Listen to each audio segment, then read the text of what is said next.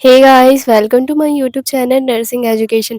आज की इस वीडियो में हम स्टडी करेंगे बीएससी नर्सिंग थर्ड ईयर की सब्जेक्ट चाइल्ड हेल्थ नर्सिंग को, जिसमें हम डिस्कस करेंगे बिहेवियरल डिसऑर्डर को। इस वीडियो में हम देखेंगे definition of behavioural disorder, common behavioural disorders in toddler और टोडलर में कौन से कॉमन बिहेवियरल डिसऑर्डर्स होते हैं उसे डिस्कस करेंगे। So let's discuss about behavioral disorder. First of all, definition: when a child demonstrates behavior that is noticeably different from expected in the school or community। जब बच्चा ऐसे बिहेवियर को show करता है जो कम्युनिटी और स्कूल के एक्सपेक्टेशन के अकॉर्डिंग नहीं होता, मतलब कि जिस तरह कम्युनिटी चाहती है, स्कूल चाहते हैं कि एक नॉर्मल बच्चा बिहेव करे, जब बच्चे उस तरह से बिहेव नहीं कर रहे हैं तो उसे बिहेवियरल डिसऑर्डर्स कहते हैं। अब हम डिस्कस करेंगे टॉडलर्स में कॉमन जो बिहेवियरल डिसऑर्डर्स होते हैं उसे। Common behavioural disorders in toddlers: पहला टेम्पर टैंट्रम, दूसरा breath holding spell, third thumb sucking, fourth nail biting, fifth enuresis and bedwetting, sixth incorporacy, seventh geophagia और pica, eighth speech problems, ninth sleep disorders, tenth school phobia और school diffuser, 11th attention deficit disorders। अब हम इन सारे types के behavioural disorders को detail में discuss करेंगे। सबसे पहले हम टेम्पर टैंट्रम्स को डिस्कस करेंगे। Temper tantrums is a sudden outburst और violent display of anger, frustration and bad temper as a physical aggression और resistance such as a rigid body, biting, kicking, throwing of objects, hitting, crying, rolling on a floor, screaming loudly, banging limbs etcetera. Temper tantrum इसमें अचानक से बच्चा बहुत ज़्यादा गुस्सा करता है, आउटब्रस्ट हो जाता है, एग्रेशन करता है, अपनी बॉडी को रिजिड कर लेता है और बाइट भी कर सकता है, पैर मारता है, किक करता है और चीज़ें फेंकने लगता है और किसी को नुकसान भी पहुंचा सकता है और रोएगा बहुत ज़्यादा और फ्लोर पे लोट-पोट हो जाता है और ज़ोर-ज़ोर से चिल्लाएगा, हाथ-पैर पीटने लगता है। ये सारे सिम्पटम्स देखने को मिलते हैं टेम्पर टेंट्रम्स में। Second, breath holding spell. Breath holding spell इसमें बच्चा अपनी सांस को रोक लेता है जब उसे बहुत ज़्यादा गुस्सा आता है। ब्रीथ होल्डिंग स्पेल में अगर in children between 6 months and 5 years of age, जो बच्चे 6 महीने से 5 साल के बीच के होते हैं उन्हें ब्रीथ होल्डिंग स्पेल देखने को मिलता है। It is observe in response to frustration with violent crying, hyperventilation and cessation of breathing और expiration cyanosis and rigidity. Breath holding spell इसमें बच्चा बहुत ज़्यादा फ्रस्ट्रेशन करता है, वायलेंट करता है, बहुत ज़्यादा रोता है, उसमें हाइपर वेंटिलेशन देखने को मिलता है और ब्रीदिंग उसकी स्टॉप हो जाती है, बच्चा नीला पड़ने लगता है और अपनी बॉडी को रिजिड कर लेता है। Loss of consciousness, twitching and tonic clonic movements में ऑल्सो बी फाउंड और बच्चा बेहोश हो जाता है, उसकी मसल ट्विच हो जाती है, टोनिक क्लोनिक मूवमेंट भी बच्चे में देखने को मिलता है। The child look paler and lifeless और बच्चे को देख के ऐसा लगता है कि वो लाइफलेस हो गया, मतलब कि वो मर चुका है। This attack last for 1 to 10 minutes और ब्रीथ होल्डिंग स्पेल ये 1 से 10 मिनट तक के लिए हो सकता है। उसके बाद बच्चा अपने आप नॉर्मल हो जाता है और ब्रीदिंग उसकी स्टार्ट हो जाती है। Third, thumb sucking. Thumb sucking नाम से ही समझ में आ रहा है कि इसमें बच्चे अंगूठा चूसते हैं, थंब को सक करते हैं। थंब सकिंग और finger sucking is a habit disorder due to feeling of insecurity and tension. Thumb sucking या फिर फिंगर सकिंग एक हैबिट डिसऑर्डर होता है जब बच्चे इनसिक्योर फील करते हैं या फिर उन्हें बहुत ज़्यादा टेंशन होती है, तब बच्चे थंब सकिंग करते हैं।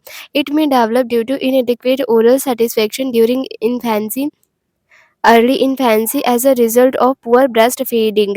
जब इन्फेंसी पीरियड होता है बच्चों का, मतलब कि 0 to 1 ईयर्स, उस टाइम पे जब उनकी मदर्स अच्छे से ब्रेस्ट फीड नहीं कराती हैं तो उनकी ओरल नीड्स, ओरल सेटिस्फेक्शन नहीं मिल पाता है उनको, जिससे आगे चल के वो बच्चे थंब सकिंग करते हैं। In older children this habit may develop when they are tired, bored, frustrated और at a bed and want to sleep but feel lonely.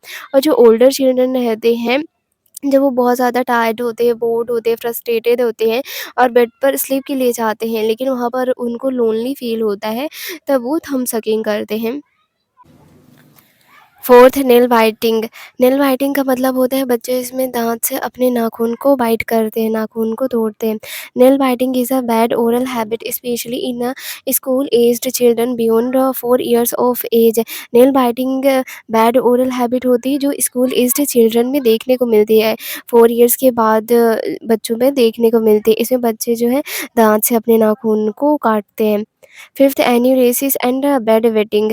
Enuresis इसमें बच्चे रात के टाइम पे यूरिन पास कर देते हैं।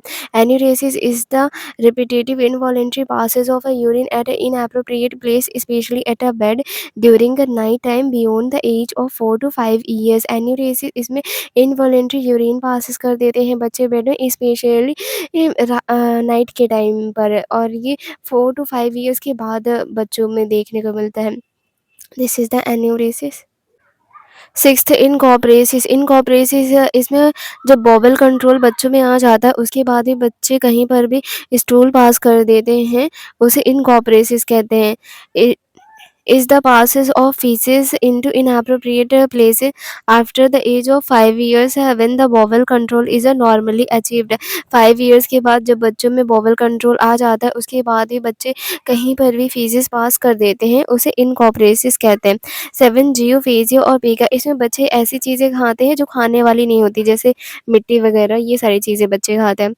Pica is a habit disorder of eating non-edible substances such as a clay, pens, chalk, pencil, plaster from wall। Pica एक habit disorder होता है जिसमें बच्चे नॉन एडिबल चीज़ें खाती हैं, मतलब कि ऐसी चीज़ें जो खाने की नहीं होती, जैसे मिट्टी हो गया, पेंट्स हो गए, चॉक हो गया, पेंसिल और वॉल का जो प्लास्टर होता है उसे खाते हैं। Ninth speech problems. Speech problems Sleep disorders are common in a childhood. These can be found as a disturbances of voice, articulation and fluency। Sleep disorders common होता है ये childhood में, और यह fluency, articulation, voice में अगर कोई दिक्कत है, disturbance है तो उसकी वजह से हो सकता है, और ये बच्चों में बहुत common होता है। Ninth sleep disorders। The common sleep problems are difficult to fall asleep, nightmares, night terrors, sleepwalking, sleep talking and teeth grinding। जो कॉमन स्लीप प्रॉब्लम्स होती है, नींद न आना, रात में बुरे सपने आना, नाइट टेरेस में ऐसा लगता है कि जैसे हाथ पैरों पे कुछ चल रहा हो, स्लीप वॉकिंग, नींद में चलना, नींद में बात करना, दाँत पीसना, इन सब की वजह से स्लीप प्रॉब्लम्स हो सकती है बच्चों में। And the last one is attention deficit disorder. Attention deficit disorders नाम से ही समझ में आ रहा है कि इसमें अटेंशन डेफिसिट हो जाता है, मतलब कि बच्चे फोकस नहीं कर पाते, उन्हें फोकस करने में दिक्कत होती है। Attention deficit disorder are learning disabilities can be related to CNS dysfunction. Attention deficit disorder learning disabilities होती है, और ये सेंट्रल नर्वस सिस्टम जब सही तरीके से काम नहीं करता है, सेंट्रल नर्वस सिस्टम की डिसफंक्शन की वजह से यह डिसऑर्डर्स देखने को मिलता है बच्चों में। This is all about behavioral disorders in a children. Thank you so much. If you like my video, then like, subscribe and share my channel.